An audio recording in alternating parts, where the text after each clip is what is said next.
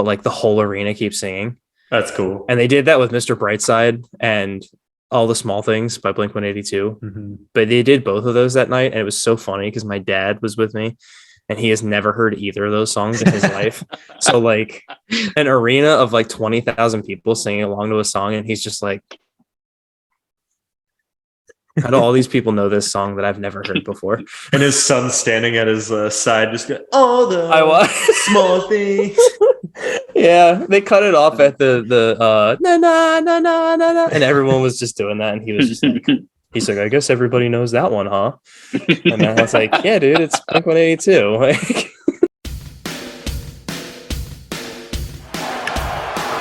fly ball left field.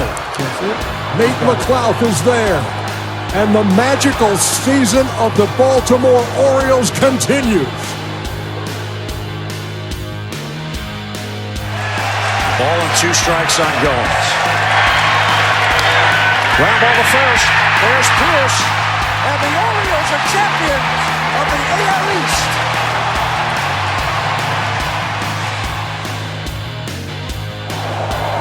And everybody knows he's ready to fire on the first one. Bases loaded. Young swings, line drive. That is down and to the wall. Cruz is in. Pierce is in. Party around third. He's going to try to score. And safe. The Orioles have the lead. With the first selection of the 2019 MLB Draft, the Baltimore Orioles select Adley Rutschman, a catcher from Oregon State University.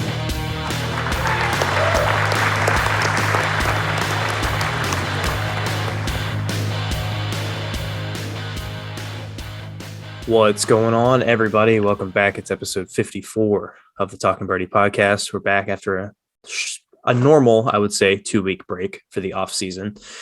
The boys are here. We have a special guest today, but first of all, Josh, Brad, how are you boys doing? 2 weeks and I think 3 days. We'll find something like that. We'll find a regular off-season schedule at some point, but I'm doing well. Not a lot going on, I guess. We have some people coming to look at our apartment tomorrow for rent, so that's about the most exciting thing I got going on. Bradley, how you doing? I'm doing, man. Excited to head out of town this weekend. I've had to work for 3 straight weekends. Actually going to the Penn State Maryland football game up in State College this weekend, so that should be a good time. But yeah, I mean, that's about it. Getting into the slow time of year at work, and that's kind of it has its pros and cons. It's a rest time because summer is exhausting, but it's going to get real boring here soon too, so I have to figure out ways to entertain myself. But what is your day-to-day like in like the dead of winter on a golf course? Go out and make sure there's no pipes that burst or anything. Tell dudes to make sure they look busy by painting things in the painting posts in the paint room. If it's warm enough, which means like over 30 degrees, they might have to go like cut the tall grasses somewhere, and I might go like help them out for a little bit, but there's a lot of downtime for sure. There could be some special projects every now and then, but yeah, I mean, I'm overselling it. It's boring as shit, dude. Yeah. Anyways, Ryan, what's good with you, man? Not much, buddy. I actually got a pretty substantial raise at work this week, so woo. Pretty solid. I started at this company in January, knowing nothing and coming from welding for like 10 years, and my new boss started me at the same pay that I was getting at my welding job. And in a little under 11 months, I've gotten a $5 bump in my salary. Ooh, claps all around. So yeah, it helps to have a good boss, and good bosses actually do exist. I didn't think they did, but they actually do. Beautiful. So yeah, got a big old raise at work. Things have been going well. My trip to Seattle is in like 4 weeks, so I can't wait for that. Get hype. Are you seeing a Kraken game or anything? I'm seeing Caps Kraken. Caps Kraken, okay. I'm flying across the country to see my team get shit stomped. My Penguins took care of business last night. Shut the fuck up, Josh. 7 losses straight. Shut up. Just needed to run into the Caps. You don't know anything about hockey. You're right. Still get my licks in. Yeah. He's a Kenny Pickett fan too. I will block your number. Kenny P. I will actually do it. You know, I actually had to block your number to get that screenshot last night. I know. Yeah. All right. Anyways, so this is going to be the first of hopefully a full series, little mini series of episodes that we do across the winter off season. It's going to be like AL East previews for, where we talk to fans of other teams. We kind of preview the other teams in the AL East here, and we're going to start tonight with my good buddy, my best friend Devin, who is a big old Rays fan, and I've referenced him a couple of times on this show before, and now he's actually here. So, Devin, what's up, buddy? How are you? I'm good. Excited to be on the podcast, finally. I texted Ryan back when he asked me to be on, and I was like, I'm so excited to finally be on the podcast that you finally asked me, because a bunch of times Ryan will have texted me just about things on the podcast, and whenever the Rays have come up, I always will kind of just tune in and see what some of you guys are saying about the Rays and what you guys think about them. But I'm excited to talk about them, and with some of the Orioles news that's happening, I've tried to follow along knowing I was going to be on tonight. Evan, I just want you to know I've meant everything that I've said about Brett Phillips. He sucks. Baseball is fun. He's from my hometown. I played his high school when I was in high school, and they curb stomped us. But Oh man, where's he from? Yeah, Seminole. Okay, right. I was gonna say I thought he was a Florida guy. Small town. Is it north of St. Pete? Yeah, a little bit. Yeah. I did. Yeah, I mean, I live in Seminole. I'm on the border of Seminole and Largo, so yeah, It's a nice little town. A lot of interesting people there. that's a nice way to put it. Yeah, that's A yeah. lot of interesting Uber drivers, right? Yeah, a lot of very interesting Uber drivers might wear a little bit too much Oh my god, body spray. Yeah. So the one time we were down there, the three of us, me and my friend Matt too, three of us got an Uber, and dude, we got in this guy's car, and it was like he took a can of Axe, stabbed it, and then just chucked it into his car and shut all the doors. Did a bug bomb type thing with it. It was Smelled so bad. horrendous. we had secondhand Axe smell just from being in that guy's car. Jeez. Yeah. That's a strong play right there. Yeah, and I think it was the chocolate one. The most obnoxious accent that there is. It was awful. Yeah. The chocolate one always smells like that really cheap hand sanitizer they put at thrift stores on a table right at the exit, and it just smells like decaying skin, and it's disgusting. Yeah, it's freaking horrible. It's horrible. But anyway, yep. This is going to be part one of a series here. We started with the Rays because Devin was available. So we're glad to have you, buddy. We're going to talk about some things with, we can talk about just the Rays and how they relate to the O's and what we can expect to see from both teams coming up this season. So I want to throw this out there while I'm thinking of it. If there's any listeners who are Red Sox, Yankees, or Jays fans, I don't imagine we have any, but if there's any actual fans of those teams, send us a message. Yes, hit us up because we are still looking to fill slots, cast those episodes. Yeah. So before we get into it, though, Devin, why don't you tell the listeners about yourself a little bit?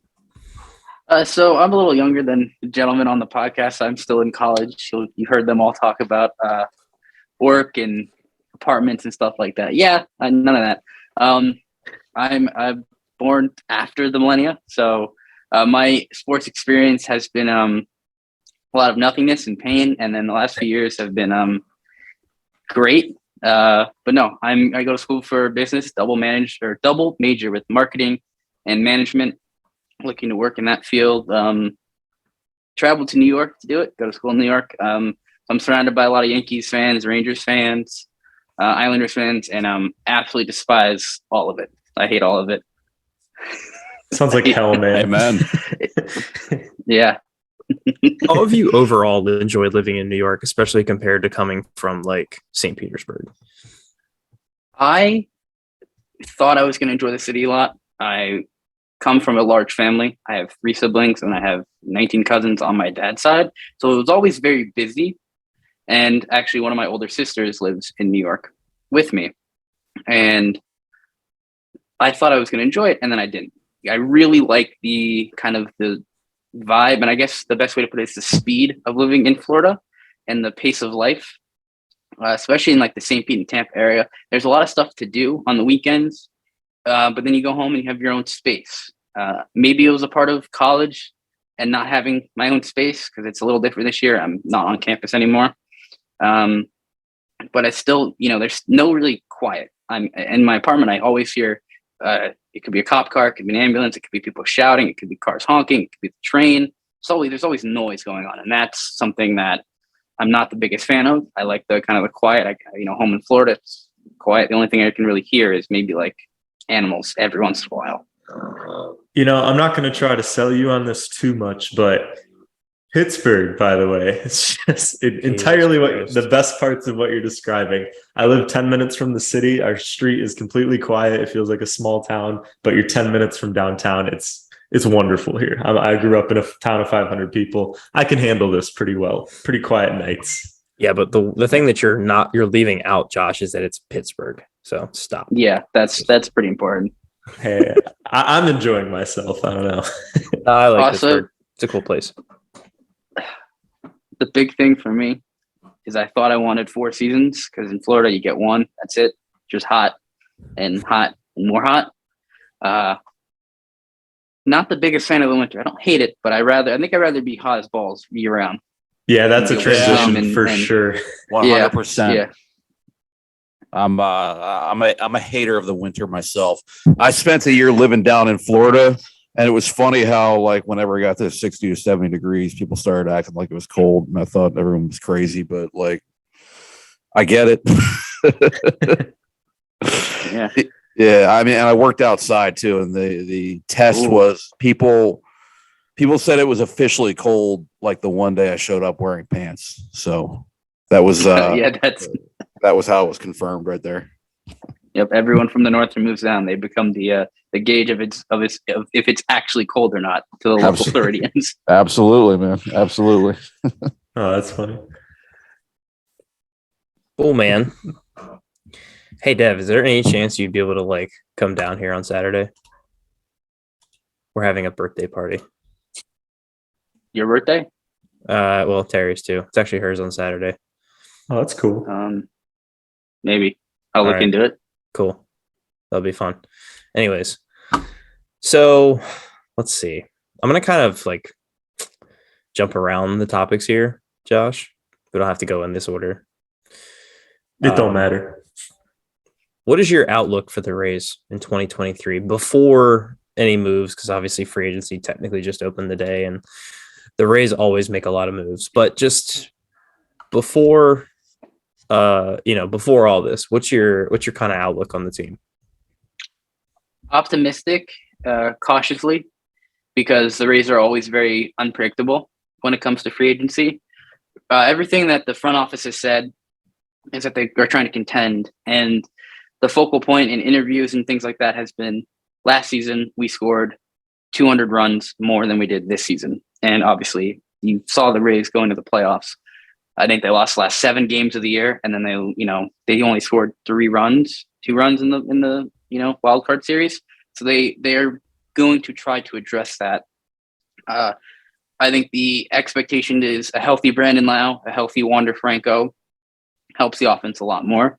And just general health. The Rays had a lot of injuries. Mike Zunino, Kevin Kiermaier were players that the year before, had 30 to 40 home runs. I don't know the exact number. And Kiermaier was decent. They're gone last season because of injuries. So cautiously optimistic. But obviously the Rays formula is run prevention. And I'm very excited to see a rotation that is led with Shane McClanahan and Tyler Glasnow. I'm praying for their health because a top 3 of McClanahan, Glasnow, and Drew Rasmussen would be one of the best in baseball because Rasmussen was very under the radar elite this year. And I think he'll make a bigger name for himself this upcoming season. While we're on the topic of the rotation, what are Rays fans feeling about Shane Baz these days? I know he had a tough injury. Didn't he get Tommy John again? Yeah, so that we're optimistic about him. I think the outside noise from other fan bases, I think, especially when that injury got announced and that surgery got announced, I saw a lot of I'm going to assume Pirates fans say, "Oh, the trade wasn't terrible. Look what happened. The Rays don't have Meadows anymore. Glasgow's gotten hurt. Boz isn't playing for them." But the Rays still expect Shane Boz to be exactly who he is, which is a high velo, strikeout, doesn't walk a lot, great command type of top of the rotation talent. And the Rays have the luxury to sit on him. I mean, the key example I'll give here is Brandon McKay. 2017 was a top 10, I think, specifically the 4th overall pick. He's had some injury issues. A lot of teams maybe try to use him as a commodity and trade him. The Rays are trying to keep him. He actually just passed through waivers. He's on the Durham Bulls now because the Rays have a slew of starting pitching prospects that K can rely on. We have Taj Bradley, who's shot up the boards basically out of nowhere for a lot of other fan bases. Rays fans keyed in on him a couple years ago. And you have someone like him who can potentially replace the role that you expected from Shane Boz if you're the front office this upcoming season as he recovers. It's good stuff. I think I don't think anyone fears, I should say everyone kind of understands the talent on the rotation and in the bullpen, especially the way that Cash uses his arms and stuff. But yeah, that lineup this year just didn't strike fear in anybody. You look at the lineups in the playoffs and you definitely put the Rays at the bottom of that. That lineup did not have serious bats as an injured team.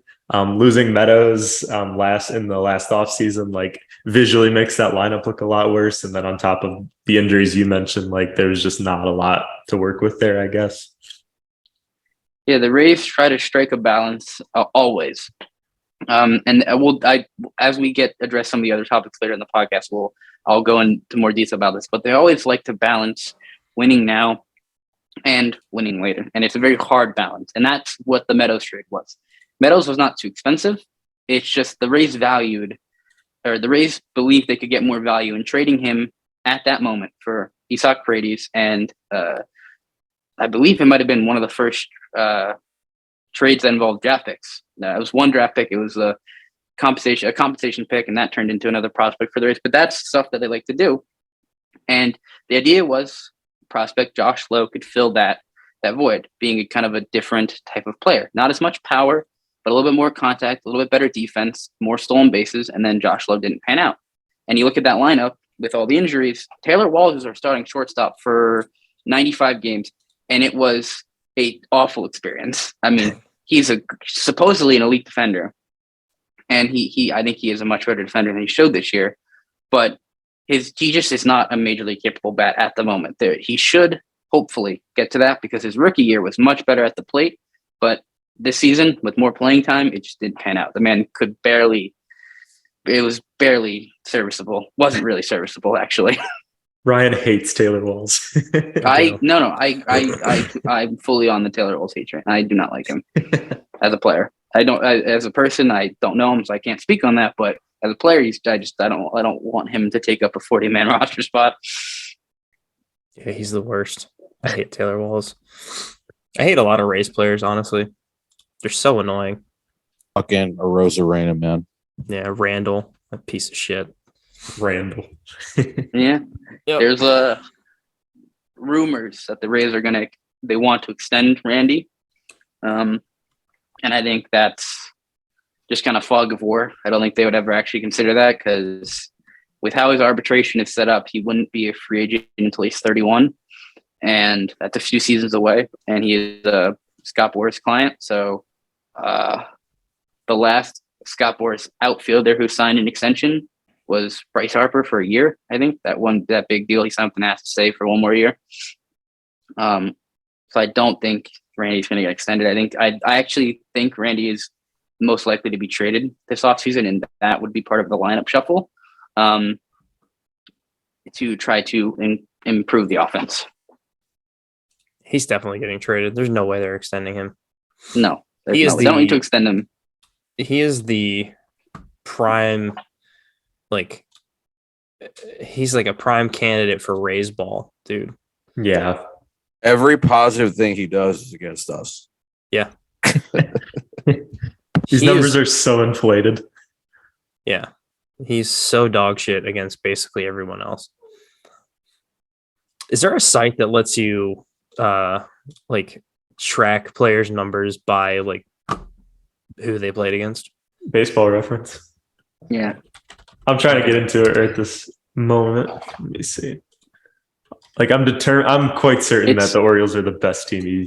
The team he plays best against. I, as someone who watched basically at every Rays game at least for one inning, Randy probably his best game definitely came at Camden. I think he had 2 home runs, but I was think at that game. It might have been Adley's debut. He did that. Yeah, Yes. Or was that series? No, it was. It was that game. He hit them both over the left field wall too. One of them was into the bullpen. The other one was over the new wall. That's Okay. the one. Final guesses on the team that he hits the best. It's us. We all know that it's us. There's no way it's not the one. Okay, so the first 2 teams I'm throwing out because he has 2 games played against them. His OPS is like 1.267 and 1.8 against the Diamondbacks and Giants. The Marlins he's played in 12 games against, has 42 ABs, 1.147 OPS. Right after that, he played the Orioles 37 games, 1.143 OPS. So pretty much us, basically. Yeah, I would say, yeah. So stupid. God, And I it's hate like him. not close. His His fucking- OPS against the Yankees is 636 and almost 150 at bats. His stupid one earring. Like what are you doing, man? God, I hate him. Anyways. Yeah. He's doesn't seem to fit. I think this is pure speculation on my part, but I think the Rays front office saw what Cleveland did with their approach, because the Rays went to the very modern kind of all-in aspect of home run or strikeout or walk in 2017 or 18. That was, the Rays got guys like Logan Morrison, Steven Souza, and it was their best, the best years of their career, but they struck out a lot. They hit a lot of home runs. They walked a decent amount, and they didn't really hit for much else. And that was our first year of kind of being back in contention after a pretty low 2016 season. And that's kind of the approach they've had since. Randy Lau, Austin Meadows, Mike Zunino, a lot of the guys that are key parts of this offense last few years, they strike out a lot. I think Cleveland is going to make a lasting impression on the front office that they can get guys who don't strike out as much and just make contact. And that's more of a cheaper and sustainable offensive approach than just the long ball. And Randy would, goes against that and would be probably the first person to trade. And he still has a decent amount of value. It's the same kind of equation with Meadows. Does he bring more value for the rest of his contract with you, or do you get the most value by trading him now for whatever you can get and whoever you can get? And I think it's getting close to that point where trading him now would be the most valuable thing to do. Hopefully knowing you can get a replacement somewhere in the free agent market. I think I said this probably 2 years ago, but I was hoping that at some point a team would come along that kind of changed the way people saw how offenses should work. Like that was about 2 years ago is when it started getting really obvious that teams were just going for strikeout or home run basically for the entire lineup construction. It's not fun to watch. So seeing a team like Cleveland, I really hope like that hopefully sticks with some front offices somewhere where we'll see more contact and things like that. Cause those guys like aren't worth a lot of WAR per se, which is why teams kind of maybe stayed away from it. But I just really want to see a team like that succeed.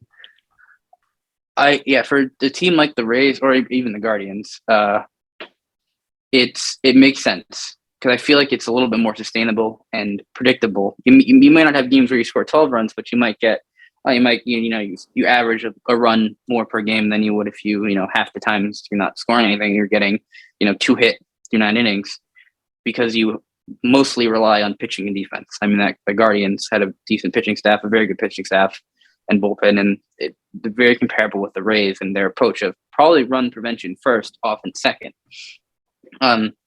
The only kind of thing that disproves this theory of mine, which I really hope is true, because again, some of the funnest at bats the Rays have are guys like Wander Franco, who is kind of that action player. Doesn't walk a lot, doesn't strike out a lot, makes a lot of contact. Is one of the prospects they acquired in the Tommy Pham and Jake Cronenworth trade to the Padres with Margot was Xavier Edwards, or famously the slapdick prospect that Blake Snell called out. His profile seems that he would be an elite, just put the ball in play hitter. Decent speed, good hand, decent contact. This last year, though, his fly ball rate just skyrocketed, and it seems like it was a conscious approach by the front office. Hey, try to put the ball in the air more, get more home runs. He's not built for power. He's a shorter, skinnier guy, middle infielder, and it just kind of throws that whole not a lot of home runs, more contact theory out of the window, which sucks because I kind of agree with you, Josh. I want more teams to build more lineups that have a little bit more contact in it. Yeah, I hope they don't do that with everyone. Like Wander Franco was an 80 grade contact, I think, when he was number 1 overall prospect. Like, what are you gonna try to make that guy like change his approach for, like in a significant way? Yeah, no, I don't think. Yeah, no, he should just. I mean, he's pretty young. So he's young. He's young. Just grow into your body. If you're a 25 home run shortstop, then you're fine. That's all you need to do. Hit 300, hit 25 home runs. Steal 15, 20 bags, play good defense. That's literally all you got to do. Don't try to hit 40, 50 home runs. Absolutely. Brad, Ryan, you got any more general Rays questions?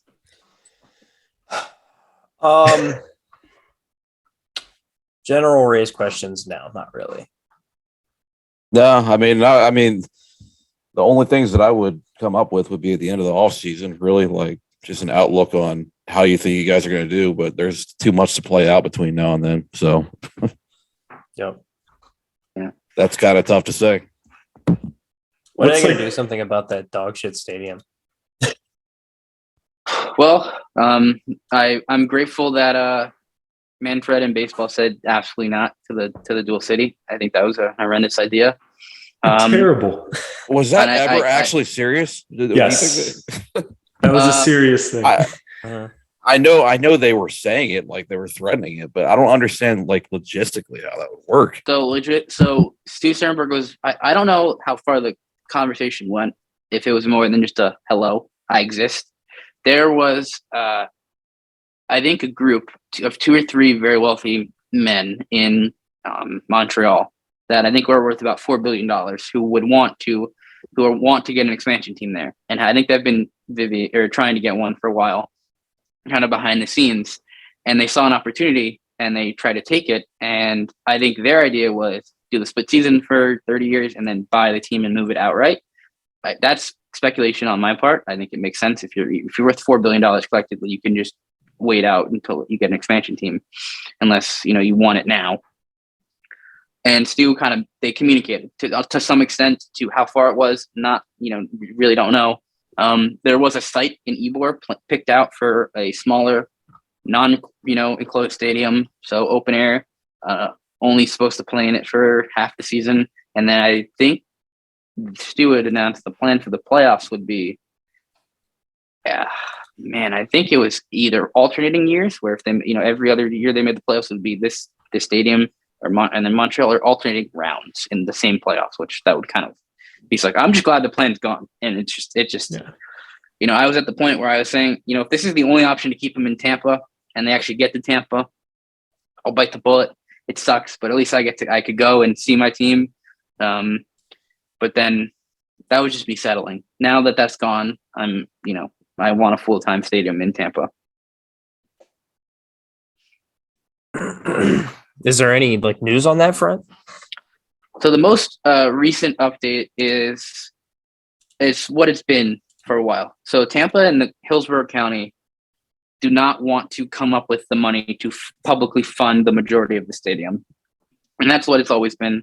And St. Pete will come up with the money publicly through taxes, and just also a bunch of businesses would want to get on board. And the simple Rays Stadium equation is Stu is going to go where the money is. And where he can get the best deal, he's going to go. Now that's in St. Pete. That, unfortunately for us, that is for Rays fans, that's in St. Pete. That is actually the cheapest option, is just rebuilding the Rays Stadium on the Tropicana Field site. They have 86 acres, and they want to do something, I guess probably Camden-esque, or, I guess some newer thing would be the Brave Stadium they have I guess it's called the Battery. Like an area of a bunch of like restaurants and things built right into the stadium, right around there. Make it more of an experience that's not just for the stadium. And they're thinking of putting like housing and things there. It's 86 acres. It's going to be huge. It's not going to be a lot of parking, and they want to focus on getting kind of public transit in there. San Diego has a similar thing going on as well. Yeah, that like stadiums like that. Then some of the newer stadiums in baseball that have that. That's the hope that they want to do. What Rays fans are hoping for is actually this is the last shot probably of them getting something done in Tampa. Is a private, I guess some businessman bought, I think it's like 25 acres in Tampa. And Ryan, this is actually right next to the Florida Aquarium where we walked to and it was closed. It's right next to that. Mm-hmm. So it's a waterfront property of just, I don't know if it's empty or whatever it is. And it's someone the Rays have tried to do business with before in Tampa. And it's an area in Ybor that they tried to do a long time ago. I mean, I think this is a stadium saga that's been going on for 15 years. So a lot of things have come up and failed. And it's possible, but unlikely. The update to that has to come quickly. Within the next few weeks, they'll have to know what that land's being used for. So we'll know soon if that's the option. If that falls through, you're going to see a Rays stadium probably in St. Pete. You might see it on the airport site right next to the pier. Very unlikely. Haven't heard any news about that. Likely it's on the Tropicana field. They'll tear the stadium down and then play baseball somewhere while they build the stadium somewhere else. That's terrible, man. It's not downright awful. Yeah, I think where people just the Rays geographically want to be in Tampa because they basically quadruple fans within 30-minute drive of the stadium. If they move to the Tampa area, you see the Bucks, even when they weren't the best, didn't struggle to get. The Bucks weren't selling out before Brady, but they weren't. It wasn't empty. Definitely wasn't full capacity. And then the Lightning are coming up on their 300th consecutive sellout. They might have just passed it the other night. And that's been going on. You have 41 home games a year. So that's a lot of years of consistent sellouts of about 20,000 people. So, I think Stu Sternberg should suck it up, try to get some partners who want to come in and build a smaller 25,000 seat stadium in Tampa. And you don't need a lot of land. You do need a roof. I would hope you do a retractable roof so you don't have to play on turf anymore. But any stadium in Tampa is something I will accept. Not to get too into the weeds with like the statistics of Tampa or anything like that, but I mean, it's one of the fastest growing like real estate markets in the entire country. Like, why would you not make the investment to be closer to your fans, which is already a great sports city, and like be in one of the like fastest growing cities in the country and instead be an hour away? Like, how does that make sense from a business standpoint?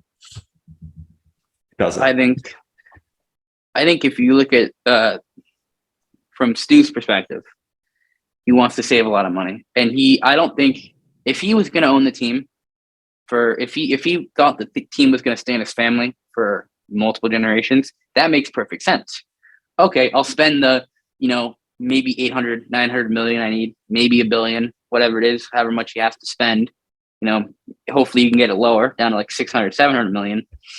And then this stays in my family and it's a huge market. It's great. And we can hopefully get sellouts more often than not, and we have a good, hopefully loyal 20,000 fans in the stadium every home game, 41 games a year, or 81 games a year. Sorry, not a hockey season or NBA season. So 81 games a year, and that would make sense. I think there has to be a thought that maybe he wants to sell the team soon, and by soon I mean within 10ish years, and he doesn't want to make that large commitment, and that's the only reasonable, excuse I guess I could think of.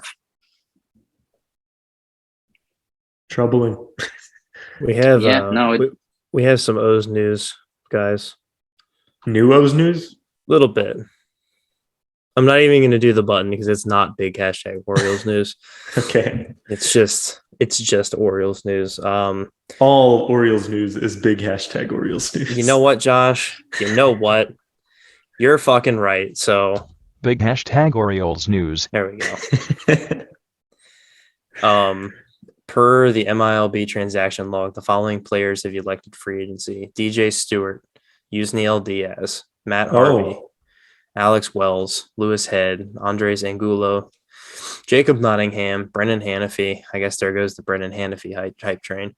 Chris Given, Brett Cumberland, and Rico Garcia. Diaz and Nottingham are surprising. Yeah. Yes. Diaz, it really is. It's crazy, dude.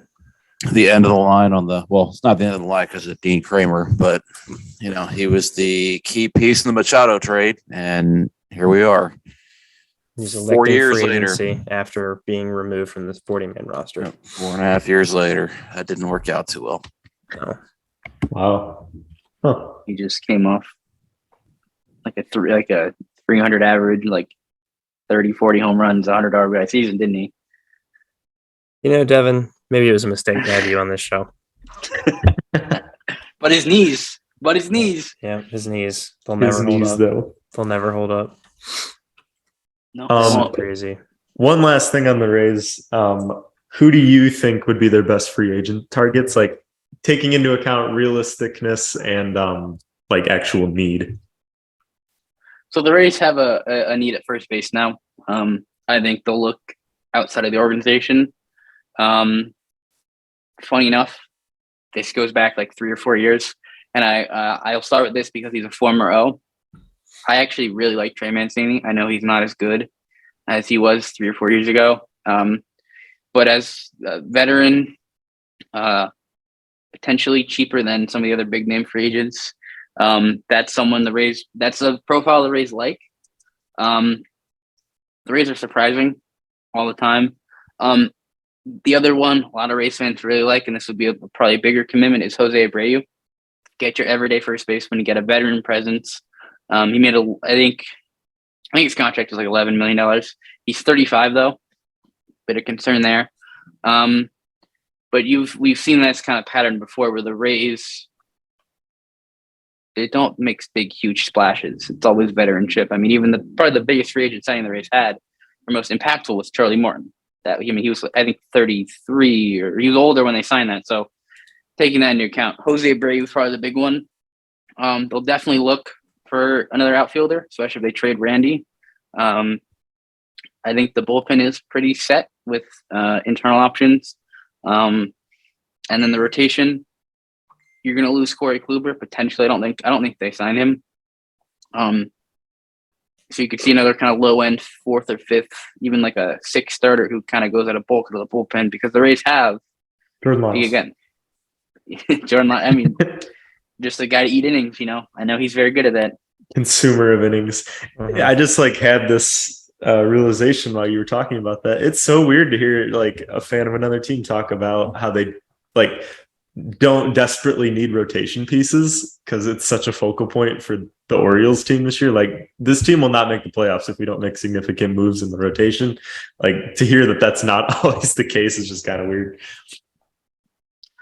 Yeah, and it's just it's even a depth is always a concern, but this year I think I forget how the Rays acquired him, but Jeffrey Springs was a reliever at the start of the year, and he finished probably as our 3rd best starter. So that rotation, you look at next year, you have McClanahan, Glasnow, Rasmussen, and Springs. That's solid. And then you have a guy like Yarborough, who I don't think will be on the team anymore. I think he's likely traded as a potential 5th in-house. Then you're set. You have depth pieces as well. You have guys like Luis Patino. You have Boz coming back eventually. You have, if you want to call it Taj Bradley, you can. The last kind of, I think they're going to focus on offense. Maybe a veteran for the kind of mix of a bullpen position as like a 6th starter. Kind of like we saw with Springs, who could follow an opener, or maybe not follow an opener, but go 3 or 4 innings.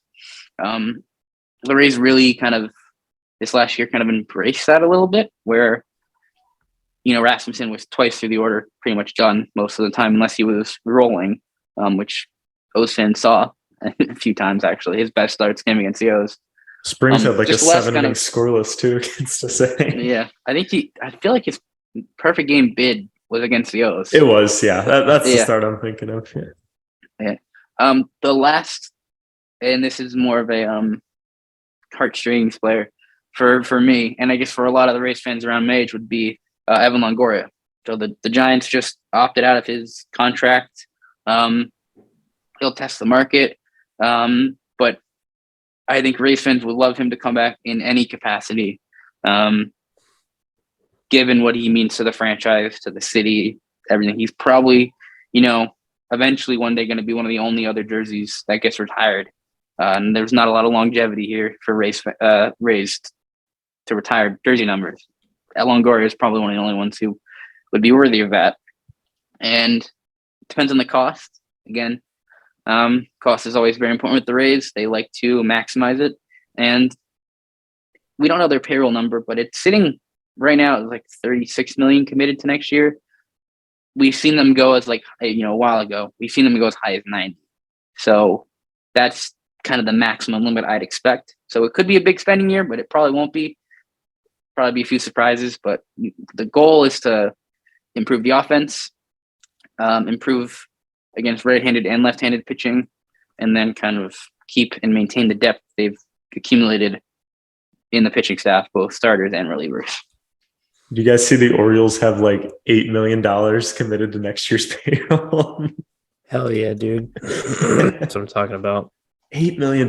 That's misleading because it's not counting the guys who haven't gone through arbitration yet. So when reporters post stuff like that, they want people to think that that their entire roster is not under team control and about to hit free agency. It's just misleading. It's technically true, but they still have plenty of other guys that are under control.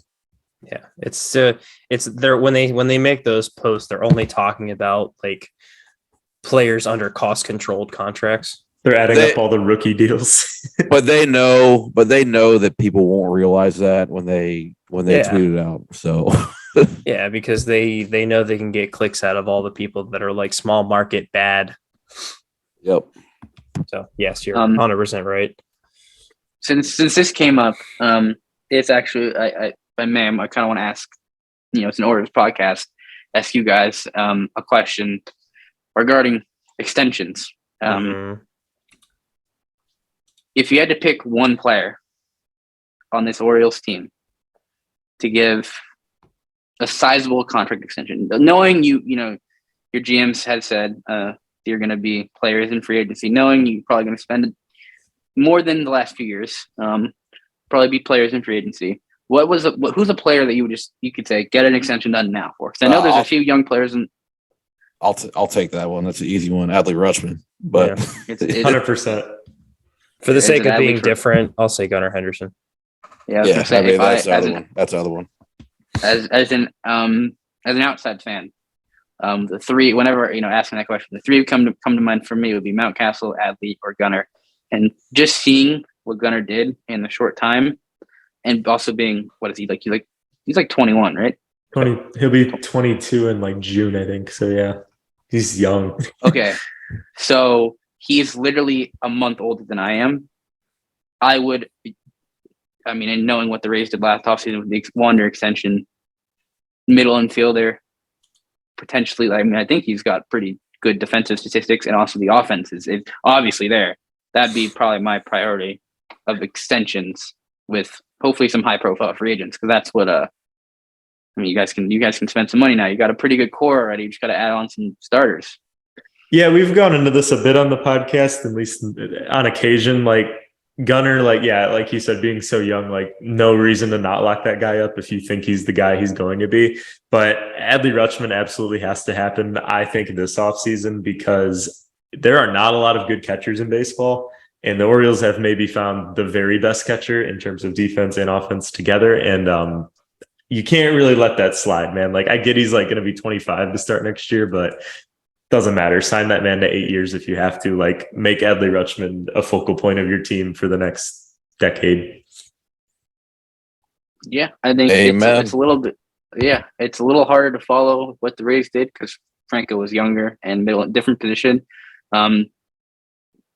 I would say, again, outside fan perspective here, Adley in this season became probably one of, if not the best catcher in baseball, in my opinion, just with what I got to see him more than other fans. And I don't get to see some of the other catchers that are in the NL as often.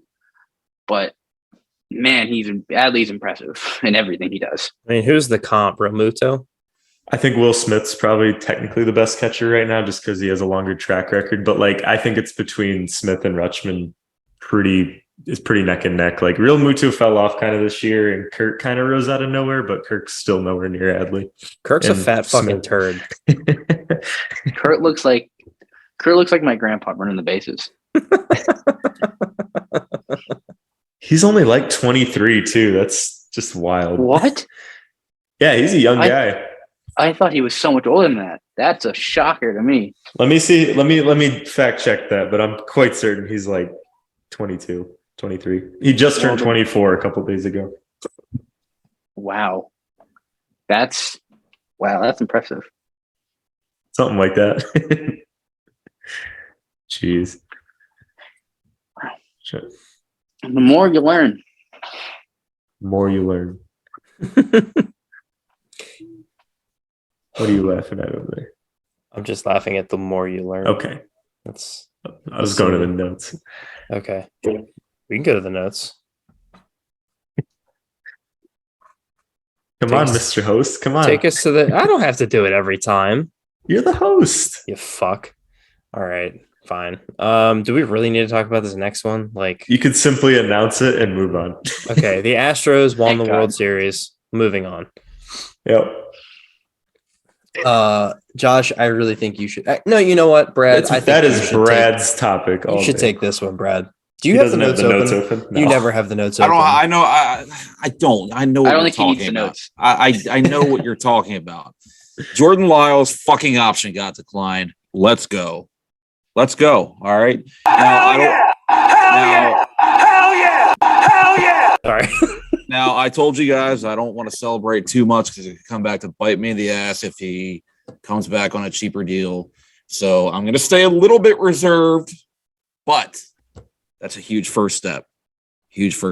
Somebody told me today some team with a lot of cash is going to bring him on as an insurance policy. I'm like, dude, insurance policies sign minor league contracts and either stay in AAA on standby or maybe they might be a long man in the bullpen. That's not something that teams with a lot of cash don't bring on Jordan Lyles as a fucking insurance policy. Yeah. The Orioles literally don't have space in the rotation next year to bring back Jordan Lyles. If they plan to make one, maybe even two, like real splashes at a starting pitcher out of the free agent pool, like your rotation's basically filled like already. Wells, Kramer, Bradish, G-Rod, and DL Hall, like that's in-house options right now. Like obviously you can play with the depth there, maybe with Wells, and we'll see how Hall fares. But I mean, if you want to add one or two like legit starting pitchers, like there's no room for the guy that just eats innings. Yeah, exactly. If you want to be taken serious as a team that's actually trying to make the playoffs next year, you can't be trotting out Jordan Lyles in your rotation. You can't. You simply cannot. Innings eaters are just a nice way of saying a shitty pitcher on a bad team. Yeah, so we don't have to. That wastes time, basically. So we don't have to call our prospects up. Exactly. Yes. Correct. So there's a reason Jordan Lyles has never made a postseason appearance. Yeah, because he's not postseason material. Serious teams don't do that. There are actually people that were like, "Oh, I would take my chances with Jordan Lyles in a playoff series against the Astros." It's like, would you? Would you? It's gonna get bent over. No, stupid. People got so over.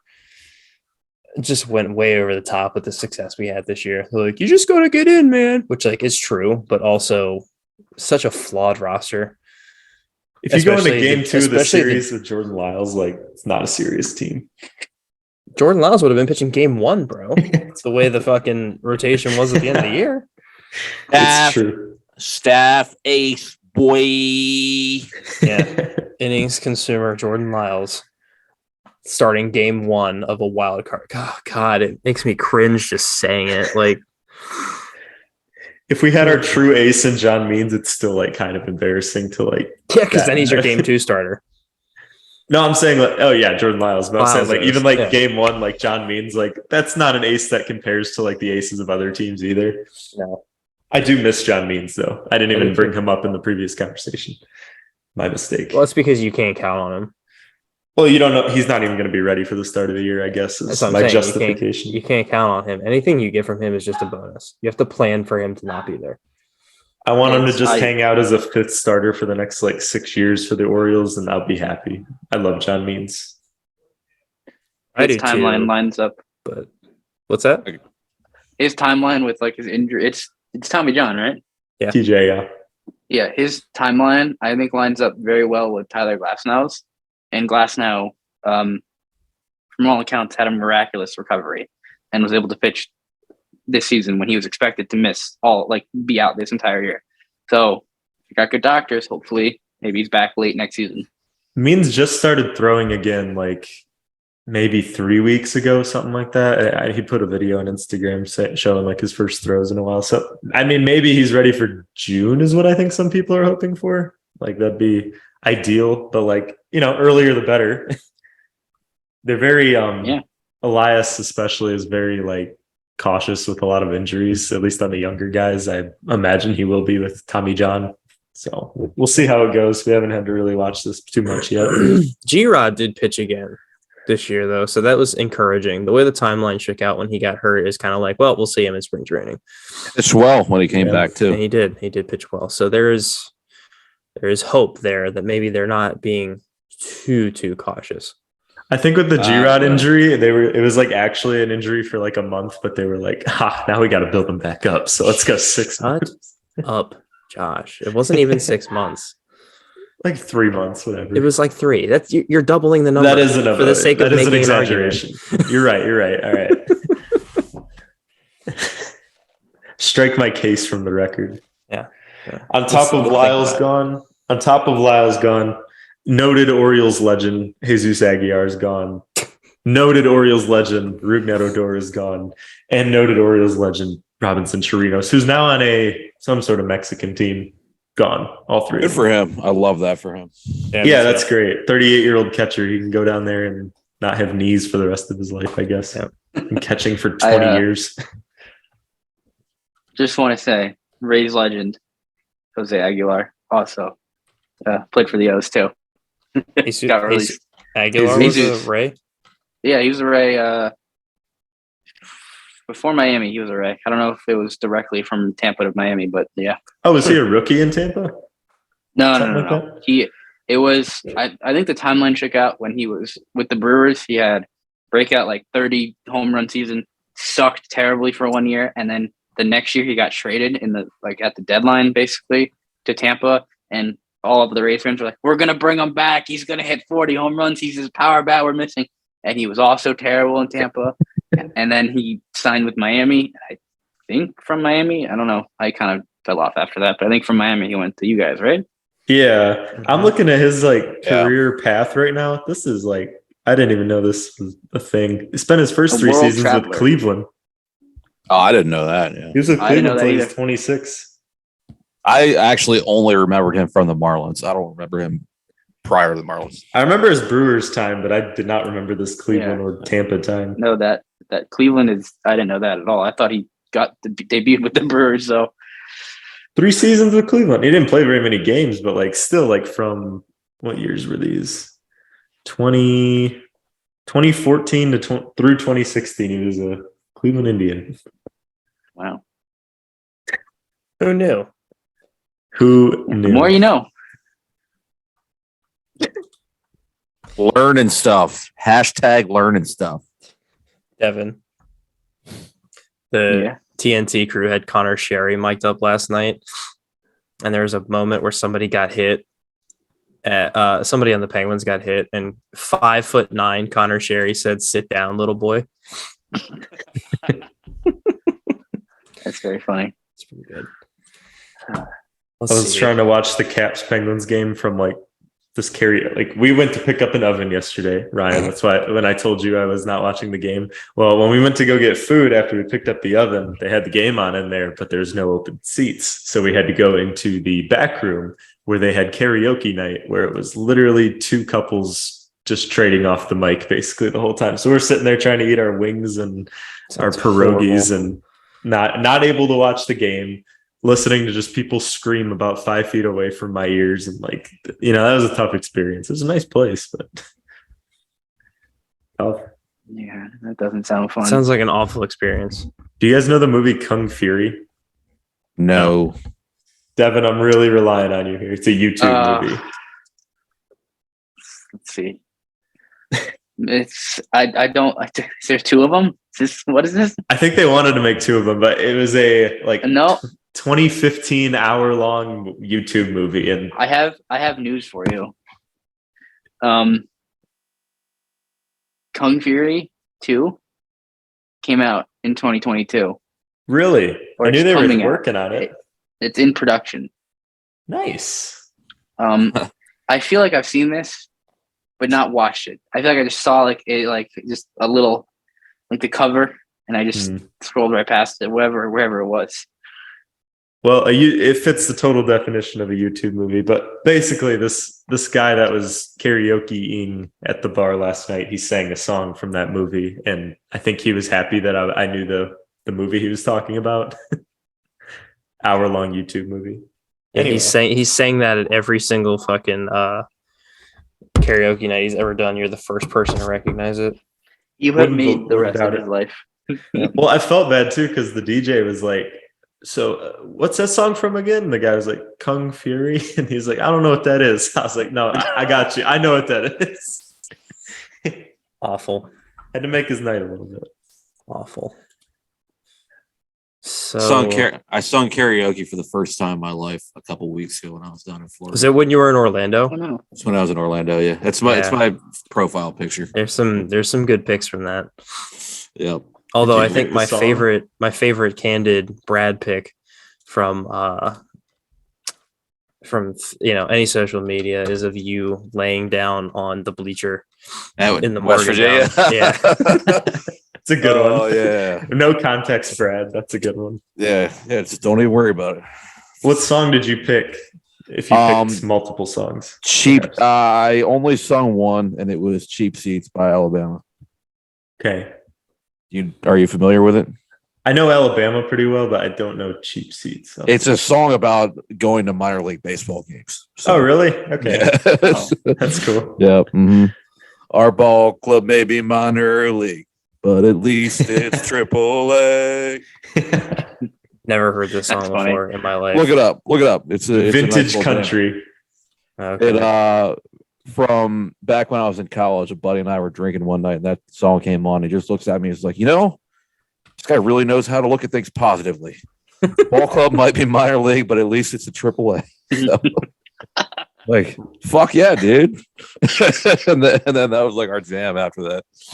I'm gonna pass this question around. Actually, Ryan, what's your go-to karaoke song if you were to perform? Jesus, Devin, it's coming to you too. It's a big if because I've never sung karaoke before. What? Yeah, me neither.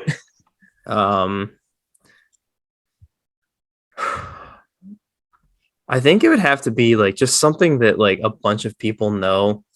I don't even know all the words to this song, but obviously it's karaoke, so it doesn't matter. But I think I would do like Mr. Brightside. Solid. By the Killers. That's a solid one. Like I was at the Caps game on Saturday night, and the Caps are doing this thing that like I guess all these arenas are doing, where like before the drop of the puck, they'll like play a popular song and get people singing it, and then like they stop the music as the play starts, but like the whole arena keeps singing. That's cool. And they did that with Mr. Brightside and All the Small Things by Blink-182. Mm-hmm. But they did both of those that night, and it was so funny because my dad was with me.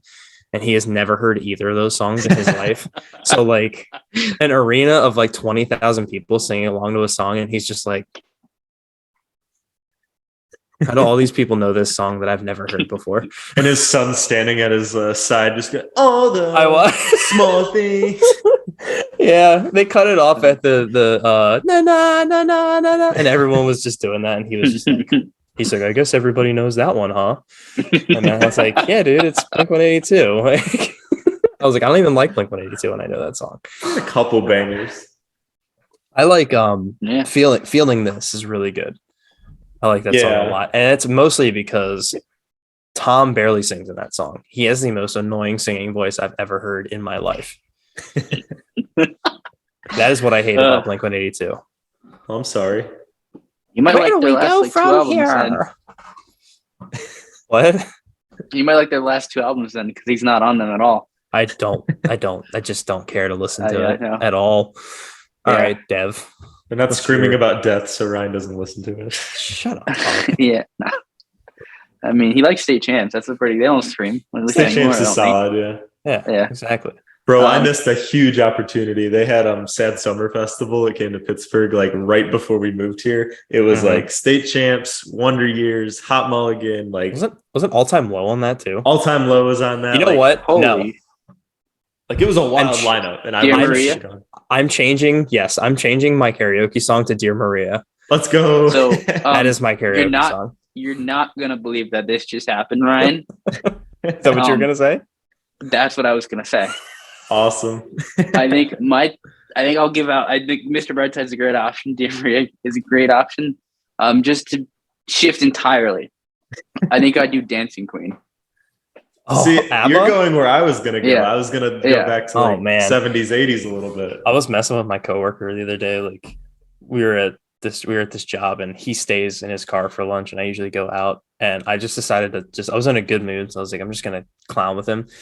We're in this parking lot, and he has his windows down, and I come back from lunch, and I pull into the parking spot. So I'm just like, and I come up next to him, and I got my my windows down, and I hit like play on the song, and I was just like, I got your picture, and like just like pointing at him and singing, and he was just like, the fuck is going on, man? It's funny. All right, so what is your song, Josh? I've been trying to think. I was gonna think like something of the Blink-182 ilk, but I think I'll take it back to the 70s. I'd sing like either More Than a Feeling by Boston or like Peace of Mind, I guess. I love Boston. I'm high on believing. That's not the same song. No? No. Oh, okay. Well, then. I don't know then. It's more than a feeling. You know that song. Oh, that one. Yeah. Okay. I was thinking Hooked on a Feeling. Yeah. Now I see the confusion. But yes. It was really funny walking out of the bar when we were singing karaoke down there with my buddy Doug and his wife and his wife's sister, a few other people, and he sung some Pearl Jam song. I don't even remember what it was. He's just as terrible of a singer as I am. But as we're walking out, there's this one dude like sitting out like at a table outside, and he looks at us, he looks at me, and then he looks at Doug, and he just gives Doug like this nod of approval, and then he looks at his friend. He's like, "That guy sung Pearl Jam, sick, sick." And he was like totally serious too. And the other guy was like, "Really, Pearl? Oh, that's awesome." Doug was like, "Yeah, man." Like he had a fucking fan, some awful singer at a karaoke bar. And I don't know. I guess some people get really into that shit. So it's hilarious. Yeah. I think I would also have to do really lean into like the emo stuff. Yeah. And possibly do like either Helena or the Black Parade. Oh, I like fun. Black Parade. I can do Black Parade. Yeah. No, that's a good one. So it's settled. If I come down for the Caps Pens game in January, we're going to a karaoke bar, I guess. Devin should come too. That's actually not a terrible idea. Why don't you, Josh, just drive down on Saturday and we can do karaoke in my backyard around a fire pit? That would be awesome, but I have your backyard is awesome. Yeah. You should see it now, Dev.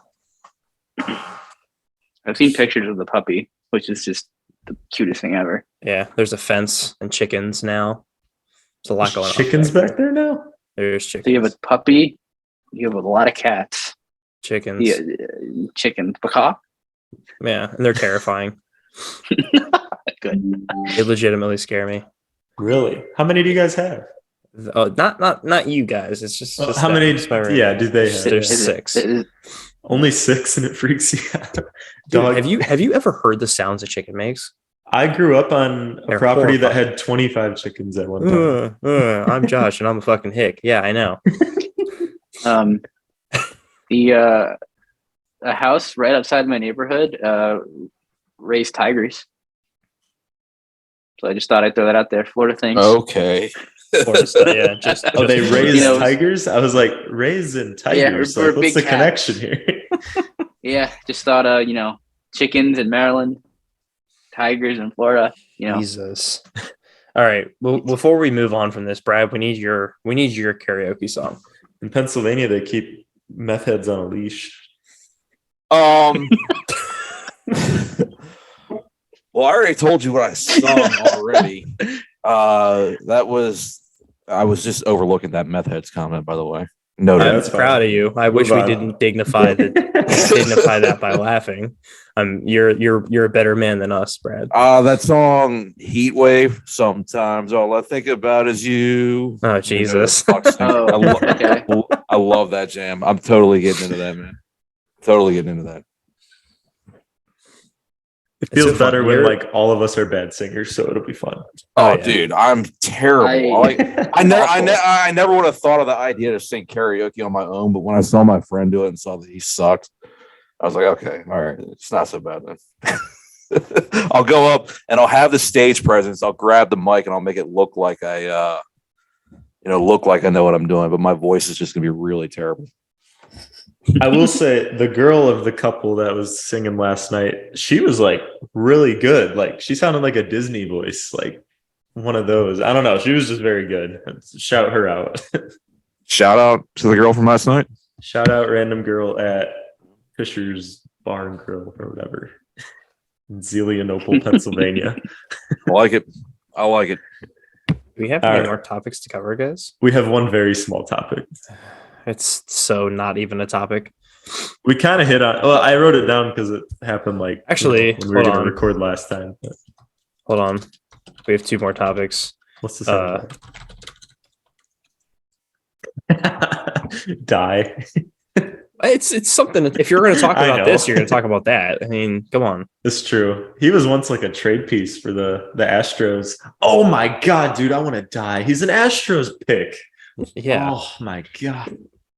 He was part of the Verlander trade. Yeah, man. I mean, why do you keep acting surprised when this happens? I'm not. It's just every time we add a new one to the list, it's like, dude, when are we gonna not do this? Never. Get used to it. I mean, you're gonna have a huge free agent shortstop, Ideally. Yeah, I don't know. We can't let Mateo ride the bench for more than 100 games. Just can't do it. Can you guys hold on? I just need to bring this up. Can you guys see my screen now? Can you see this picture of Brad? Oh yeah. Yep. Get your mouse out of his ass. Yep. Damn, he's thick. He's built different, that's for sure. Look at him amongst all that garbage. That place really cleared out fast. I tell you, it was totally full up there. And dude, it looked like you're at a high school, like you're at like your high school's game. No, it looks like he's on like a courthouse steps, like trying to find his space to sleep for the night. I think I laid there for like 2 minutes, so that's probably why there's like nobody standing there anymore because they were all pissed off and left. And I was like, oh my god, and I can't believe that just happened. There's this one of him just absolutely going through it. Oh my lord. When you spent 8 hours on the streets trying to get change from people and no one gave you enough to get your heroin fix for the day. Okay, I feel like I should explain this. This is good, right? This is happiness. This is happiness. Yeah, that's what I thought. Kansas had never won in Morgantown. We're really bad at football. I've still been a diehard through all these years. I budgeted a lot of money throughout the summer to, I'm not just talking about go to the game, throw big money on us as an underdog just in case we won, just to try to win a fuck ton of money off of it. And I ended up winning $4,000 on a walk-off pick six in overtime. So it was holy shit. Yeah, because we were big time underdogs. Wow. And I was like, I probably won't win this, but it was my I also finished up my certification for turf management. So that was like my graduation gift to myself. I was like, I'm going to throw a lot of money down on this shit. If I lose, that's fine. Because it's only a one-time thing that I'm going to throw this kind of amount down on it. And they ended up walk-off pick 6 in OT. I didn't know you made $4,000 on that. Yeah, it was big time, man. It's big time. We had a good time on opening day when maybe Devin's heard this story, but actually, I don't know that I told him. No, it was opening day. We were all sitting together, and Brad had put $100 down on Mateo to steal a base because the odds are really good too. Oh yeah, at like 8-1 odds. Yeah, 8-1 odds, and Mateo takes off for second. He gets the base on like a bang bang play, but it was like the third inning. No, it was standing up. It was standing up. Oh, it was standing up. Yeah. But it was like the third inning or something, and like people are clapping, and Brad just stands up and goes, "Let's go, let's go!" And the lady next to me was really like, funny. The lady next to me was like, "Wow, I appreciate the enthusiasm." I was like, "It's a degenerate thing right now, more so than the significance of the actual game." Well, people are looking around at us like, because Brad's freaking out, and like he didn't say anything about why he's excited until the lady next to us was he like, was standing, he was turned around looking up at the other seats and like flexing. He was like, he couldn't be like, I just won like X amount of money. Just the lady next to us happened to ask him, he's like, yeah, I just won like $800. Yeah. My friends did that. My friend is a member for the Rays. I don't know the exact details of the program, but he gets certain tickets. He gets a certain amount of money to spend. He can spend in the 200 level, and he gets 4 tickets per game. Yeah, I'm talking about Asher. Okay. And I go with him and 2 of our other buddies, and it's during the NBA Finals, and they bet on like the best odds or I guess I don't know sports betting that much, but I guess most return. So it was like the lowest odds of happening of first basket. And there's like 3 possessions before they scored the first basket, but we're playing the Cardinals and it's dead silent. You know, the bases are like loaded for the Cardinals and they make the first basket. And we're in the Trop. That's, you know, not a sold out game. It's like a Tuesday in the middle of summer. So like it's not a lot of people there. It's pretty quiet. And they just start screaming. And no, first bucket for the basketball game. Wasn't even betting on the Rays game. Okay, you said Cardinals, and I was like, oh, we're talking about baseball. No, we were playing the Cardinals, and it was just that was just the team was playing. It's just part of the story. Gotcha. And I was sitting there, just like this, like clearly you're wearing Rays fan stuff. Like you shouldn't be cheering right now. Like we're losing, so we're about to be losing this game. And it was very very awkward. Like turn to like an 85-year-old man who's like who came with his glasses and binoculars and his own scorebook, scorecard that scored the game. So like, hey, why are they screaming the degenerate stuff? Exactly. He's about that life. That's why. He's about that life. Yeah, Brad put bets on politics this week. Oh my god. Yeah. I mean, when the odds are dangled in front of my face, I may as well have a little fun with it. I can't pass these up. Don't you know that Montgomery County in Missouri is like set to flip? Okay, it doesn't. That's really funny. It doesn't let you bet on local county stuff. No, I'm not like using that as your like justification for like a House of Representatives bet or something. Degenerate stuff. You bet on what color the Gatorade is at the Super Bowl. I bet. Oh, dude, the Super Bowl! I'm all over that stupid stuff. How long is the national anthem going to be? Yeah, you get the odds on the color Gatorade dumped on the winning coach. Is it going to be offensive or defensive player that dumps the Gatorade on the winning coach? Coin toss, heads or tails.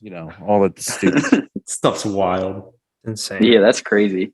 Yeah. All right, let's get these last 2 topics in, guys. Yeah, man. Let's do it. So, Orioles signed Jake Cave and claimed Daz Cameron off of waivers. What does this mean? Something big is happening in the outfield. Is it Austin Hayes?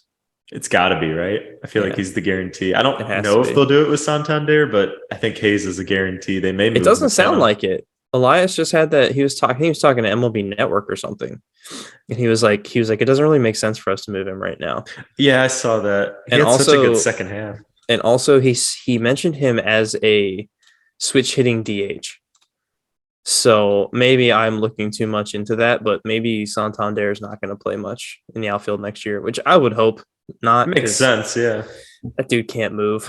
Well, I mean, like if you have Mullins and you want to use Stowers and you may want to use Kauser next year, and that's without them maybe even signing or trading for anybody else. Like, I don't know why you're bringing up Miami Marlin, Colton Cowser. Josh. Future Miami Marlin. It's so true. Are we still on that Cowser to the Marlins? I just keep saying it because I know it irritates you. Well, they brought up again like how Pablo Lopez is being shopped around. It's like gotta bring that up. I saw Oriole. I can't remember if I saw it in a Facebook group or if I saw it on Twitter, but someone said, "Would you trade Santander and Cowser for Pablo Lopez?" And people were saying yes.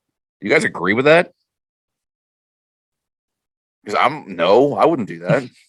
Probably, maybe one or the other with something else. I don't think both of them. No. Yeah, I would do both if there was like a mid-tier prospect thrown in with those. Like, should make the MLB, maybe not a superstar. I would do both of those for a higher profile pitcher than Pablo Lopez. That's a fair point. Like, if we're talking about like a Shane Bieber, yeah, or I don't know, like I doubt the Marlins want to trade him now, but like Sandy, they won't do that. Yeah, I know. Well, obviously, I'm saying you'd have to have more. Yeah, clearly. But yeah, no, for Lopez, I don't think I would do that. Yeah, I mean he's good, but yeah, I don't want to give that much up for that. Sometimes there's like 2 more years of control. Mm-hmm. There's Rule 5 guys, man. They stick around a while. I'm high on Cowser, obviously. So yeah, I think he won't be, but if it were up to me, he would be the opening day center fielder. It's not up to me. Center over Mullins. That is scorching take, Brad. All right. Mullins in center, Cowser in left. Cover your ass for a second. Mullins in center, Cowser in left. He would be starting. Oh yeah, the position they're playing just makes it all different. Oh, you guys were just talking about getting rid of Hayes. Yeah, Ryan. So it does make a difference. It does. How does it not make a difference? Because there's free agency still. You have Kyle Stowers. Yeah, you guys want to spend big money on a 750 OPS kind of outfielder, don't you? No, Brandon Nimmo, let's go. Yeah. I want them to sign Jock Peterson. That's the outfielder that I want them to sign. Real. That's the name the Rays fans have brought up as well, actually. Because he can play first as well. You get shit on Orioles Twitter if you bring up Jock Peterson as someone you want to sign, though. It's weird. Orioles Twitter thinks Jorge Mateo is a top 5 shortstop, so let's stop caring about what. There's like reputable people that say that, though. Like that. Orioles Twitter thought the Rays were starting Taylor Walls by choice at shortstop. So let's be real here, all right? I think it was a Yankees fan that made that one top shortstops. No, it was an Orioles fan. It was an Orioles fan. They put Mateo as like the top shortstop in the AL East when Bogarts and Bichette were on the list. It was the one that we messed with a little bit. Yeah. Oh, right. Obviously, last on the list was Taylor Walls, because apparently Taylor Walls is the starting shortstop for the Rays. Not like Wander Franco is signed on an 11-year contract extension by choice. Yeah. Yep. There was an argument that Mateo was in fact the worst shortstop in the AL. We don't need to do this every episode, but it's just I don't know, man. We're going 2 weeks now. We kind of have to. After Bichette's finish to the year, he is without a doubt. I mean, unless Taylor Walls is somehow still considered a shortstop in the AL East, then I'm not considering, because if we're talking about the ones that teams are starting on a regular basis, Taylor Walls is not included in that. The preferred starter. Yeah. Does anyone care more about this Cameron stuff? Like, until a corresponding move is made, it's hard to figure out why this happened. Important note. I don't think either of them are worth a shit. I don't think either of them are relevant. Nope. Cave might have a few MLB appearances, but if you're using him as like for more than that, that's not a good look. No. Daz Cameron was a former first-round pick of Mike Elias in the 2015 draft, and I am sad. Okay. Every year we get one of these. I changed my position. He's going to be starting the outfield for us next year. Then he's got the bloodlines. Mike Cameron's son. A lot of off season to go, boys. A lot of off season to go. I can't even get like excited for the. I've done too many off seasons on Twitter now, where it's like if the Orioles name gets mentioned in something, I just can't find interest until it's like more serious. They're like, oh, the Orioles could be in on Jacob deGrom. What does that mean? It means it's a nothing tweet. That's exactly. It's nothing. All Can't wait for the Orioles to sign Trey Turner and Xander Bogaerts and have an entirely new middle infield. And Turner would be awesome, but I can't even kind of like expect them to do that. No, I'm joking. I'm just entirely. His hype video was pretty cool. Oh, that was cool. As a Rays fan, I'm forever grateful and always have a soft spot for the O's, thanks to 2011. So I do wish the best for the O's in this upcoming season and free agency. And obviously, Ryan and I have had a great friendship over sports, and I like all of his teams somewhat. So I'll say that I like the Rays. You didn't like my hockey team very much in June of 2018, Dev. Shut the fuck up. All right, man. Well, it was good to have you on. Thanks for being here with us. Yeah, I hate the Rays the least. Yes, of course. Yeah, that's fair. I think Devin's had an all right hockey run since then. So I'll take getting shut out in Game 6 and 7 of the Eastern Conference Final, followed by a sweep in the first round, followed by back-to-back Stanley Cup champions and 3 back-to-back runs to the finals. Yeah, well, shut up.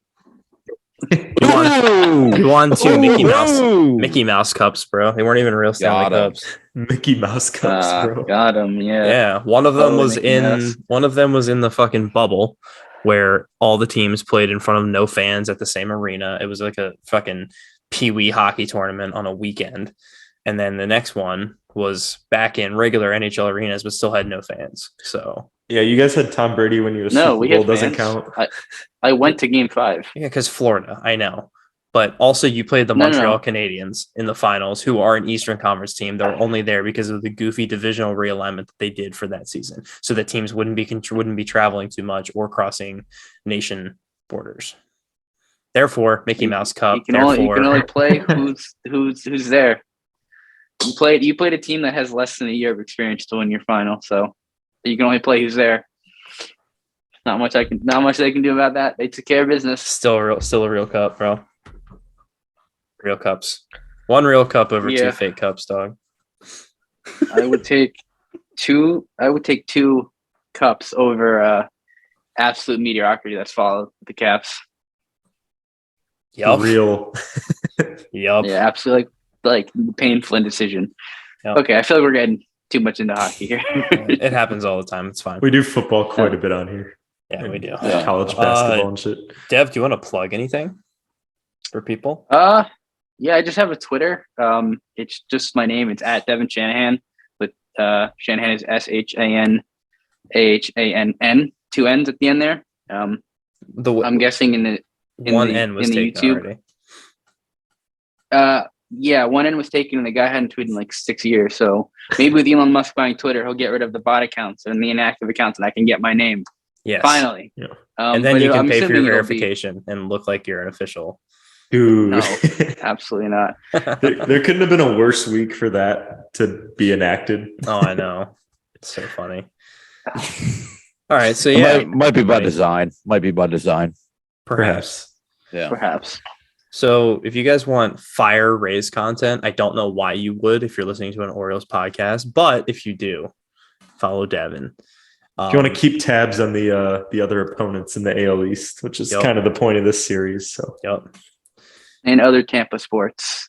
Yes. Yeah, and there's Tampa sports too. Yeah. Till next time, guys, follow the show account, which is at Podcast Birdie. Follow me at RyanSet094. Follow Josh at Out of State O's and follow Brad at KU Brad Wandell. Boys, do you have any closing statements for us? I had a funny thought when you first brought up that you wanted to have Devin on. In my head, I was like, it'd be really funny to like interview him as if he's a player, like, but he's not. Kind of questions. That would be funny. Can you talk about your time with the Durham Bulls? Your name's Devin. Tell us about that.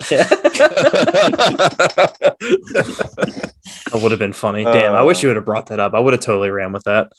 Yeah, man. Yeah. Bradley, anything to point out? I'm Gucci, bro. All righty. Yep. Well, everyone, thanks for tuning in. We'll see you in 2 weeks, and hopefully, but actually, we might not see you. We might see you before then because free agency kicked off today, and maybe we'll do a little emergency pod if something big happens. Like if Lyles comes back for cheaper, we might have to. In that instance, we'll do an emergency pod to say effective immediately. This podcast is over. Canceled. It's done. It's defunded. It's defunct. This is our last transmission. Oh, you said defunct. I thought you said defunded, but either way. Well, that's true too. It's always been defunded. It's always been defunded. It's We're funded. self-funded, brother. It's funded currently by us making $7 Venmo payments to Josh. Labeled as butt stuff and Canadian hunting trip. And deep sea grouper fishing. And deep sea grouper fish. Northwest Canadian hunting trip. My mistake. Oh, Yeah, that's man. funny. All right, let's get the fuck out of here. Thanks everybody for tuning in. Hopefully we'll have some fun and interesting news to share with you over the next week or so. But if not, we'll see you in 2 weeks. Thanks for tuning in. Fuck yeah, dudes. See ya.